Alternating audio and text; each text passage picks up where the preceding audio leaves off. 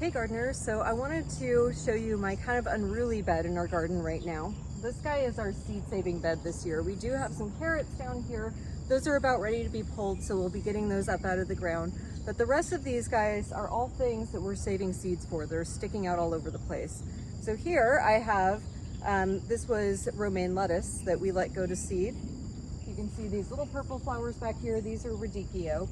So all of these guys we're letting go to seed so that we can save the seeds for years to come. We had, I think, 4 or 5 lettuce plants here. That's going to give us years worth of seeds. So simply put, seed saving is drying your plant out. It's letting it come to its full maturity.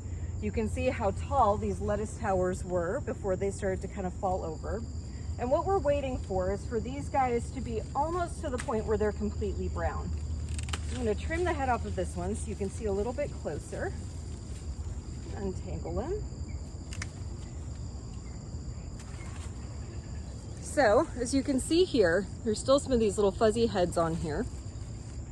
This one is a little too far gone. You see how brown that is? That's because we let it sit on there a little bit too long. I was out of town last week, and so this guy, all of the seeds have already been dropped, which is what plants naturally do. They want to come to the point where they've completely spent their life and they're ready to reproduce and go to seed. This guy, on the other hand, is just about perfect because when these little flowers come out, these are what you can kind of crush up and all of your little seeds come out of that flower there. So this year, what I'll do is all of these guys that are still a little green, I'm going to clip them off like this. I'm going to set them aside somewhere in the yard, let them fully dry out, and then I'll start shaking the seeds off. Usually for most seeds, I'll put them in a giant plastic bag and really shake the heck out of them. That means that the debris of what's left over from the flowers and the green parts will kind of rise to the top. Then I'll be able to save these guys for years to come. Same thing with my radicchio. Not only is it a pretty plant that puts off pretty purple flowers, but it'll allow me to save them. Now, one important thing to note when you're seed saving is that moisture is going to be the enemy of your seeds. So make sure you dry these guys out properly, whether it's indoors or out. Make sure it's getting lots of circulation so that the plants don't get moldy while they're starting to dry.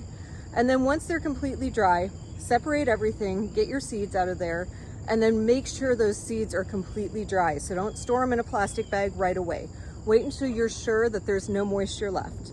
After that, you'll simply put all of your seeds in your bag, store them somewhere that's dry, that is going to be fairly temperature controlled. You don't want them getting too hot or too cold. That's going to decrease the shelf life of your seeds.